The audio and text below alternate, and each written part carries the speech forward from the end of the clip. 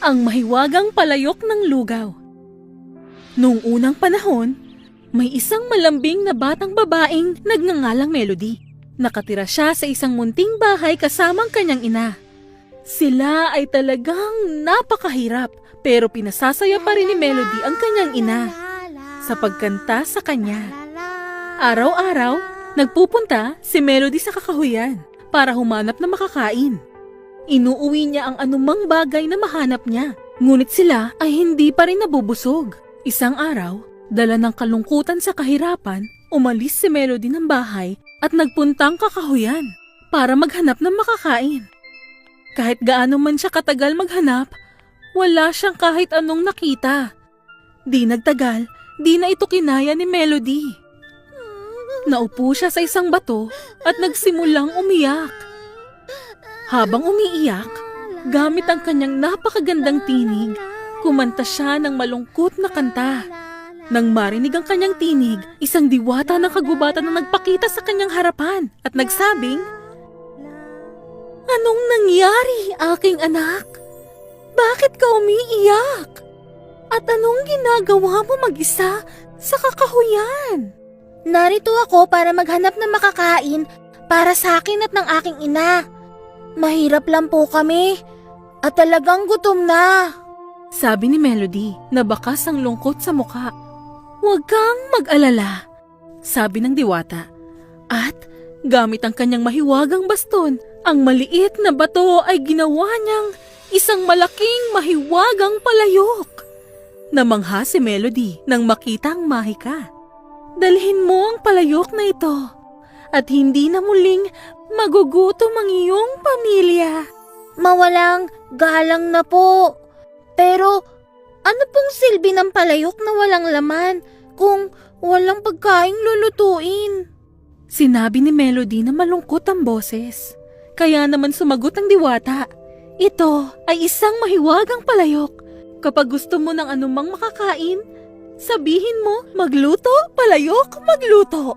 At paghanda na, sabihin mo, tigil, palayok, tigil."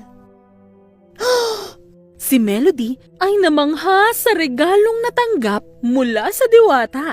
At nang may buong paggalang, tinanong niyang diwata, Oh, aking mahal na inang diwata, kulang ang mga salita para pasalamatan kayo.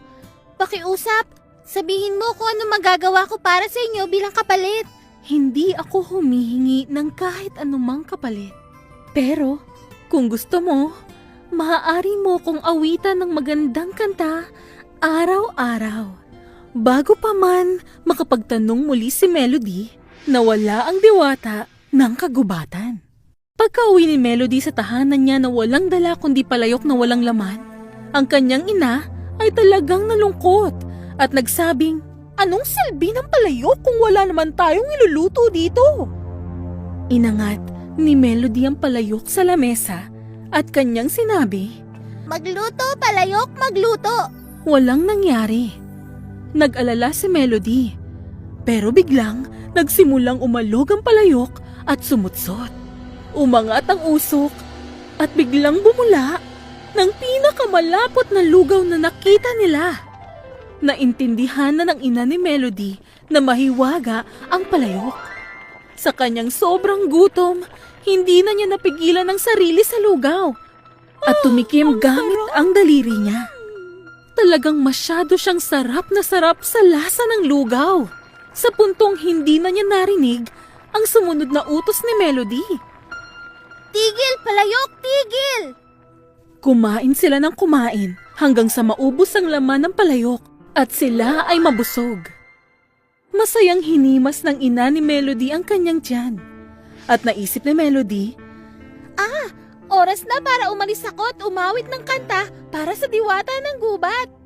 kaya umalis siya ng bahay at muling nagpunta ng kakahuyan. Dito sa bahay, napakasaya ng kanyang ina dahil hindi na siya muling mag-aalala tungkol sa pagkain. Kinolekta niya ang mga luma niyang palayok na ginagamit niya dati at tinapon ng mga ito para mabigyan ng pwesto ang bagong palayok. O hindi. Pinakintab niya at tinapik ang bagong palayok. Siya ay naggutom muli sa lahat ng kanyang mga ginawa. Magluto, palayok, magluto. Kanyang iniutos. At ayun na nga, mula sa loob ng palayok, maraming masarap na lugaw ang lumabas. Hindi na nag-abalang kumuha ng lalagyan. Direkta siyang kumain sa palayok. Ang sarap! Ngunit, kasing bilis ng kanyang pagkain, ang palayok ay patuloy sa pag-apaw hanggang sa bumula ito at umabot sa gilid ng palayok. Naku po, paano ba pinahinto ni Melody ang palayok? Tama na, palayok! Tama na! Pero ang palayok ay patuloy na umapaw. Madami na, palayok! Madami na! Ang lugaw ay umapaw na sa gilid hanggang sa lamesa. Sinabi ng ayos na ito! Ang lugaw ay tumapon na sa sahig. Ang ina ni Melody ay nagsimula ng matakot. Tigil! Tapos na! Tama na! Ang iniutos niya. Di nagtagal, napagtanto niya ang malaking pagkakamaling nagawa niya. At tumakbo palayo. Ang lugaw ay tumapon mula sa mga pinto at mga bintana hanggang sa mga daan. Bumubula at nagsisimulang gumawa ng malaking alon na gumulong sa buong nayon. Nagtipon ng mga tao sa kanilang mga bubungan at nagsimulang humingi ng tulong. Narinig ni Melody ang paghingi ng saklolo ng mga taga-nayon. Agad siyang tumakbo sa kakahuyan patungo sa nayon. Kumuha siya ng tabla at pati napatpat at nagsagwan patungo sa bahay niya. Nang marinig niya ang labas ng kanyang bahay, sumigaw siya. Tigil! Palayok! Tigil! At iyon, mismo ang ginawa ng palayok.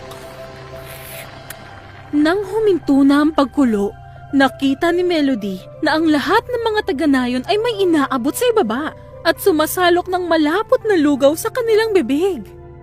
Ang buong nayon ay nasarapan sa lugaw. Sila ay kumain